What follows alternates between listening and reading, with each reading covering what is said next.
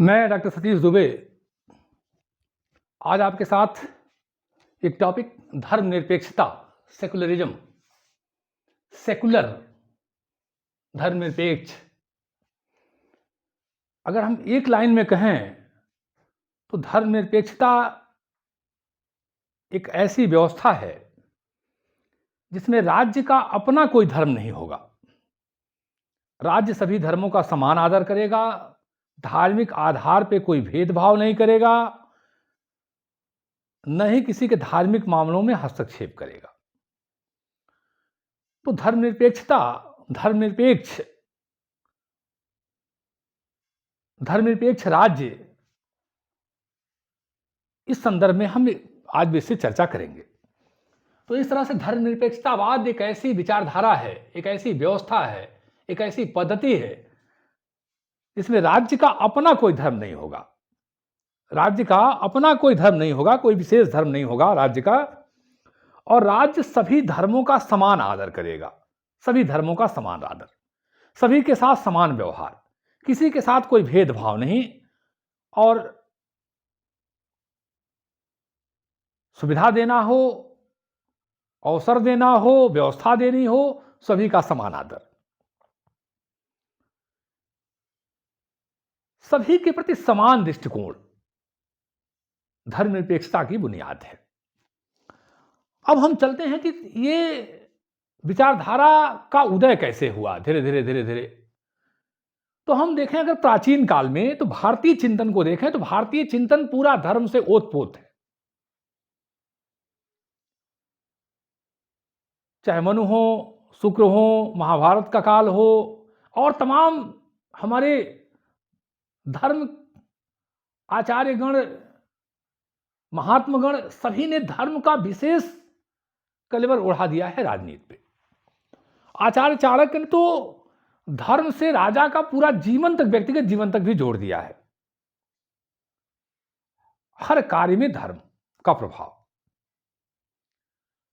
हम प्राचीन चिंतन की बात करें, पाश्चात्य, तो प्राचीन यूनानी चिंतन में, रोमन चिंतन में धर्म और राजनीति का स्वरूप एक अलग अलग रूप में रहा। राजा धार्मिक शक्तियों का भी संचालन करता था, वो प्रमुख था। तो प्राचीन पाश्चात्य चिंतन में, प्राचीन पाश्चात्य व्यवस्था में राज्य सत्ता धर्म सत्ता पर भारी थी, और यह माना जाता था कि जनमत की अवहेलना करना पाप है, ईश्वर की अवहेलना है, सबको उसकी बात माननी चाहिए। राजा धार्मिक जीव जगत से जुड़े लोगों के पदों की नियुक्ति वगैरह करता था, उनके संरक्षण में धर्म का क्षेत्र जुड़ा हुआ था। धीरे धीरे यूनान से फिर रोम ने उस चीज को अपनाया, फिर बाद में मिस्र ने, वगैरह वगैरह। आगे चल के हम देखें तो यूरोप का मध्यकाल आते आते, मध्यकाल की शुरुआत वहीं से हम मान लेते हैं जहां से राजनीतिक चिंतन की मैं बात कर रहा हूं, जहां तक धर्म का प्रभाव राजनीति में आने लगा, धर्म प्रभावी होने लगा। और हम मध्यकाल को समाप्त भी वहीं मान लेते हैं जब धर्म और राजनीति अलग अलग हो गई। हम राजनीतिक परिवेश में अगर बात करें तो बाकी तो बहुत सारे धर्म मध्यकाल की परिभाषाएं हैं, विशेषताएं हैं, उसमें हम बहुत नहीं जाएंगे। एक समय तो ऐसा आ गया मध्यकाल में कि दो धारी सिद्धांत, एक तलवार की धार का मालिक राजा और एक चर्च जो उसके पदाधिकारी, दो धारी तलवार का सिद्धांत। दोनों अपने अपने क्षेत्र में, एक लौकिक जगत में, एक पारलौकिक जगत में सर्वश्रेष्ठ है। और एक समय तो ऐसा आ गया कि रोम का पोप स्वर्ग जाने की टिकट देने लगा। मेरे गुरुदेव प्रोफेसर आदरणीय सीवी सिंह साहब कहते थे कि रोम का पोप स्वर्ग जाने की टिकट देने लगा, स्वर्ग जाने की टिकट। और भारी पड़ गया धार्मिक सत्ता राजनीतिक सत्ता पे। एक समय ऐसा यूरोप में आया। भारतवर्ष के मध्यकाल भी धार्मिक प्रभाव ज्यादा रहा।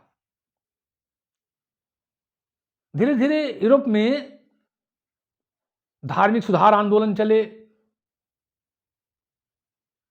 औद्योगिकरण हुआ, मध्य वर्ग बहुत तेजी से फैला, लोकतंत्र की जड़ें गहरी हुई, धर्म सुधार आंदोलन चले,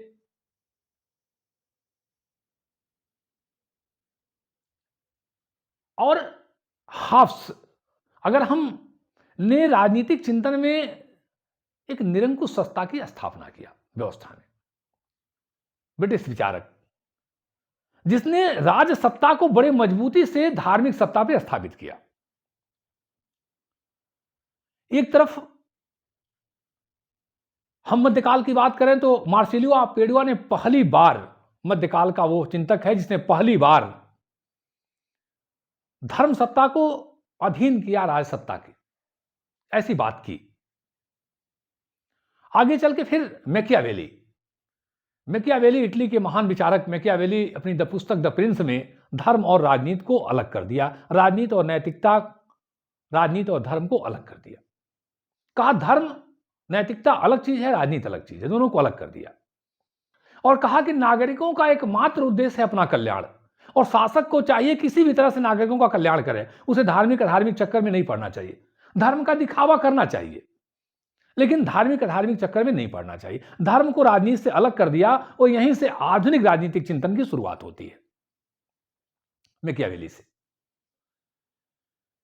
बहुत सारे सुधार आंदोलन चले। जर्मनी के बिशप मार्टिन लूथर ने, उसके पहले परसदीय आंदोलन चला, धार्मिक सुधार आंदोलन चले, पुनर्जागरण हुआ यूरोप में। मेरे गुरुदेव कहा करते थे कि पुनर्जागरण का मतलब सोया हुआ समाज फिर से जाग गया। जो प्राचीन समय में ज्ञान विज्ञान चिंतनशीलता थी, मध्यकाल ने पूरे विवेक को, पूरे चिंतन धारा को बंद कर दिया, क्योंकि धर्म विश्वास पे आधारित होता है, वो तर्क शक्ति को कमजोर कर देता है या रोक देता है। तो जो प्राचीन समय में यूरोपियन चिंतन में जो तर्कशीलता थी, जो विवेक था, जो धर्म और राजनीति अलग अलग थी, उसे जो मध्य युग में एक किया गया और बाद में धर्म सत्ता को प्रभावी किया गया, पुनः उसको अलग कर दिया गया और लौकिक जगत को, राजनीतिक सत्ता को उच्च किया जाने लगा। तो पुनर्जागरण आंदोलन चला, फिर से उस सोए हुए समाज को जगाया गया जो बड़े लंबे समय तक सो गया था। धर्म का चादर उसने ओढ़ लिया था, बुद्धि और तर्कशीलता को उसने बंद कर लिया था। तो धार्मिक सुधार आंदोलन चले, पुनर्जागरण चला और धीरे धीरे औद्योगिक क्रांति हुई। इसने भी बहुत बड़े पैमाने पे धार्मिक जगत को कमजोर किया, धर्म की प्रभुसत्ता को कमजोर किया। धीरे धीरे मानववाद, प्रबुद्धवाद, इनलाइटमेंट, इसने इस बात पर बल दिया कि ये जो संसार है ये बाइबल से नहीं, गॉड से नहीं, बल्कि प्रकृति के नियमों से, प्रकृति के सिद्धांतों से संचालित कर रही है, जिसे समझने के लिए मनुष्य के पास बुद्धि, विवेक, तर्क, ज्ञानशीलता होनी चाहिए। औद्योगिक प्रगति ने, क्रांति ने इस आध्यात्मिक सत्ता को राजनीतिक सत्ता के अधीन कर दिया और यह मान लिया कि अब धर्म मनुष्य के अंतःकरण की एक वस्तु है। बहुत सारे आंदोलनों के परिणाम स्वरूप एक आंदोलन चल पड़ा, धर्मनिरपेक्ष आंदोलन, और धर्मनिरपेक्ष राज्य का कॉन्सेप्ट आया, विचार आया, जिसमें यह माना जाने लगा कि राज्य का अपना कोई धर्म नहीं होगा, सभी धर्मों का राज्य समान आदर करेगा, सम्मान करेगा, व्यवस्था करेगा, किसी के साथ कोई भेदभाव नहीं करेगा। यूरोप में धर्मनिरपेक्षता के लोकतंत्र की तरह एक 17वीं शताब्दी धर्मनिरपेक्षता की सदी की व्यवस्था दिया। एक बड़ा आंदोलन चला, एक बड़ा मांग बढ़ी और धर्मनिरपेक्ष राज्य हमारे सामने आया। अमेरिकी संविधान जब बन रहा था तो संविधान सभा के एक बड़े सदस्य मेडिसन बार बार इस बात से प्रभावित थे कि हम धर्म सत्ता को राजनीतिक सत्ता के अधीन रखेंगे।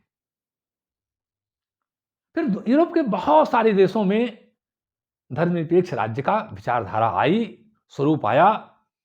हमारे संविधान ने भी धर्मनिरपेक्ष सिद्धांत विचारधारा को स्वीकार किया। हालांकि हमारा संविधान का स्वरूप ही धर्मनिरपेक्ष पे है, फिर भी श्रीमती इंदिरा गांधी ने 1976 में 1976 में 42वां संविधान संशोधन करके संविधान की प्रस्तावना में धर्मनिरपेक्ष शब्द को जोड़ा। कुछ विचारक इसे पंथ निरपेक्ष कहते हैं, अंग्रेजी का सेकुलरिज्म, हम उसे बहुत हिंदी के भाषा के उसमें नहीं जाएंगे, धर्मनिरपेक्ष। तो धर्मनिरपेक्ष का ये जो पूरी व्यवस्था आज हमारे सामने दुनिया के है, इसका एक बहुत लंबा चरण रहा, इतिहास रहा है, और एक लंबे चरण के बाद धर्मनिरपेक्ष स्वरूप हमें प्राप्त हुआ है। तो इस तरह से अगर हम परिभाषा को देखें तो वेंकटरमन की एक परिभाषा है कि ऐसा राज्य धार्मिक होता है और न धर्म विरोधी या धार्मिक क्रियाओं और इस प्रकार धार्मिक मामलों में तटस्थ रहता है। वेंकटरमन साहब का मानना है कि ऐसा राज्य, धर्मनिरपेक्ष राज्य, धार्मिक होता है और न धर्म विरोधी या धार्मिक क्रियाओं और इस प्रकार धार्मिक मामलों में तटस्थ रहता है। श्री हरि विष्णु कामत साहब ने, श्री हरि विष्णु कामत जी ने संविधान सभा में कहा था, भारतीय संविधान सभा में कहा था कि एक धर्मनिरपेक्ष राज्य न ही तो ईश्वर रहित है, न ही अधर्मी राज्य है और न ही धर्म विरोधी राज्य है। श्री विष्णु कामत ने संविधान सभा में कहा था कि एक धर्मनिरपेक्ष राज्य न ही तो ईश्वर रहित है, न ही अधर्मी राज्य है और न ही धर्म विरोधी राज्य। इन सारी बातों से स्पष्ट हो गया कि धर्मनिरपेक्ष राज्य एक ऐसा राज्य है जो धर्म विरोधी नहीं है। पहली बात तो ये क्लियर समझ लीजिए। बहुत से लोगों के मन में एक भ्रम पैदा हो जाता है, मैं तर्क वितर्क करते हुए सुनता हूं कि धर्मनिरपेक्ष का मतलब होता धर्म विरोधी। नहीं, न तो धर्म विरोधी है, न तो राज्य का अपना कोई विशेष धर्म है, न किसी धर्म के साथ कोई विरोध है, बल्कि सभी धर्मों का समान आदर है, सभी धर्मों का समान व्यवहार है। ऐसे राज्य को हम धर्मनिरपेक्ष राज्य कहेंगे। और कुछ समस्या है तो इसकी विशेषता में और क्लियर हो जाएगा। तो पहली विशेषता है धर्मनिरपेक्ष राज्य की, धर्मनिरपेक्षतावाद की पहली विशेषता, धर्मनिरपेक्षतावाद की पहली विशेषता है कि धर्म समाज का सामूहिक नहीं, व्यक्तिगत कार्य। धर्म जो है समाज का सामूहिक नहीं है, व्यक्तिगत कार्य है। व्यक्ति की अपनी अपनी मान्यताएं हैं, अपना अपना अंतःकरण है। हर व्यक्ति अपने अंतःकरण के, अपने आत्मा के अनुसार अपने धर्म को माने, पूजा याचना करे, उपासना करे, जैसे चाहे वो ईश्वर की पूजा करे, न करे कोई बात नहीं, पैर नीचे करके करे, पैर ऊपर करके करे, नाक रगड़ के करे, जैसे चाहे करे, उसमें राज्य का कोई न हस्तक्षेप है, न समाज का कोई हस्तक्षेप होगा। सामूहिक रूप से राज्य भी उसमें कोई हस्तक्षेप नहीं करेगा। यह व्यक्ति का अपना अंतःकरण है, अपनी विचार है, अपना मानना है। दूसरा कि धर्मनिरपेक्ष राज्य का अपना कोई धर्म नहीं होता। धर्मनिरपेक्ष राज्य का अपना कोई धर्म नहीं होता। धर्मनिरपेक्ष राज्य का कोई अपना धर्म नहीं होगा कि भैया आप ऐसे पूजा करें, ऐसे उपासना करें, कुछ नहीं। आप लोगों की जैसी इच्छा हो, पैर पकड़ के पूजा करें, हाथ उठा के पूजा करें, सुबह पूजा करें, रात पूजा करें, याचना करें, उपासना करें, जैसी उनकी इच्छा हो। राज्य का कोई अपना धर्म नहीं है, वह सभी धर्मों के साथ समान आदर करेगा, समान व्यवहार करेगा। तीसरा कि धर्मनिरपेक्ष राज्य अधार्मिक नहीं, सभी धर्मों के प्रति सहिष्णु है। सहिष्णु का मतलब समान भावना, उदार भावना, समान भावना। अधार्मिक नहीं है, धर्म विरोधी नहीं है, नहीं। वह धर्म के मूल, सभी धर्मों के मूल तत्वों पर आधारित है, मानव धर्म पे। सभी धर्मों में कुछ कॉमन चीजें हैं, सामान्य चीजें हैं। चोरी नहीं करना है, हिंसा नहीं करनी है, किसी को नहीं मारना है, किसी को नुकसान नहीं पहुंचाना है, सभी का सम्मान करना है, आदर करना, ये सब सभी धर्मों के मूल तत्व हैं। तो इन मूल तत्वों पर आधारित है, धर्म विरोधी नहीं है, सभी धर्मों के प्रति उसका समान दृष्टिकोण है, सभी के प्रति समान दृष्टिकोण। जैसे कबीर ने कहा कि सब जन एक समाना, तो धर्मनिरपेक्ष राज्य कहता है कि सब धर्म एक समाना, सभी धर्म एक समान है। तो धार्मिक कट्टरता को रोकना तथा सभी धर्मों का समान अधिकार। धर्मनिरपेक्ष राज्य, धर्मनिरपेक्षतावाद के अंतर्गत जो धर्मनिरपेक्ष राज्य है वो धार्मिक कट्टरता को रोकता है। धार्मिक कट्टरता का मतलब किसी को, किसी धर्म विशेष को लेके कठोरता कि नहीं हम ये करेंगे ही, हम सबको मजबूर करेंगे, सबके ऊपर इसे ला देंगे, ऐसा कुछ नहीं। वो सभी धार्मिक कट्टरता को रोकता है। सभी धर्मों को समान अधिकार देता है कि सभी धर्म अपना पूजा याचना उपासना करें। धर्मनिरपेक्ष राज्य मौलिक रूप से लोकतांत्रिक होता है। लोकतंत्र की विशेषता ही यही है कि समानता, सभी के साथ समान